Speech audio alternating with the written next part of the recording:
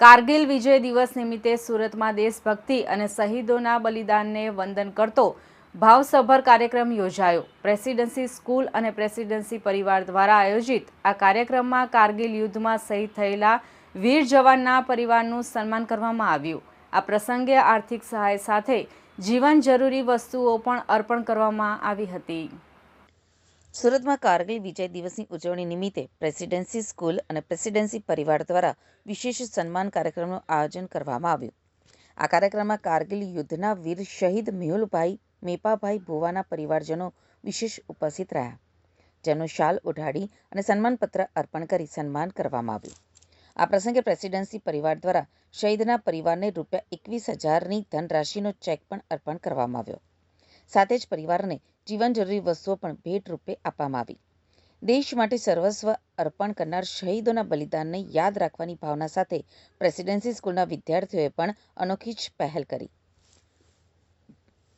વિદ્યાર્થીઓ દ્વારા એકત્રિત કરવામાં આવેલી ₹51,000ની ધનરાશિ દર વર્ષે શહીદ પરિવારને અર્પણ કરવાની પરંપરા જાળવવામાં આવે છે।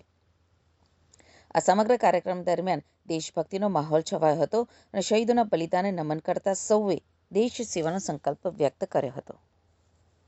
વીર જવાન શહીદ જે થયા હોય છે તેના પરિવારને દર વર્ષે અહીંયા બોલાવે છે અને એક પરિવારનું સન્માન કરવામાં આવે છે। આજ રોજ વીર જવાન શહીદ શ્રી મેહુલભાઈ મેપાભાઈ ભુવા જેમનો આજે પરિવાર અહીંયા બોલાવવામાં આવ્યો હતો અને આ કાર્યક્રમની અંદર શ્રી પૂર્ણેશભાઈ મોદી ધારાસભ્યશ્રી તેમજ એના પરિવારના સભ્યો ઉપસ્થિત રહ્યા હતા। પ્રેસિડેન્સી પરિવાર તરફથી ₹21,000ની ધનરાશિનો ચેક તેમજ જીવન જરૂરિયાતની વસ્તુ તેમને અર્પણ કરવામાં આવી હતી।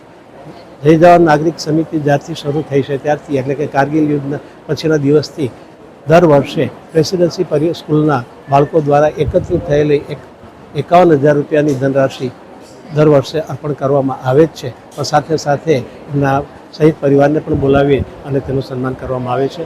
ખાસ કરીને બાળકોની અંદર રાષ્ટ્રભાવના વિકસે અને એક રાષ્ટ્રભાવનાના સંસ્કારનું નિરૂપણ બાળકોમાં થાય એ હેતુથી જ પ્રેસિડેન્સી પરિવાર દર વર્ષે આ રીતે શહીદ પરિવારને બોલાવતી હોય છે અને તેનું સન્માન કરતી હોય છે।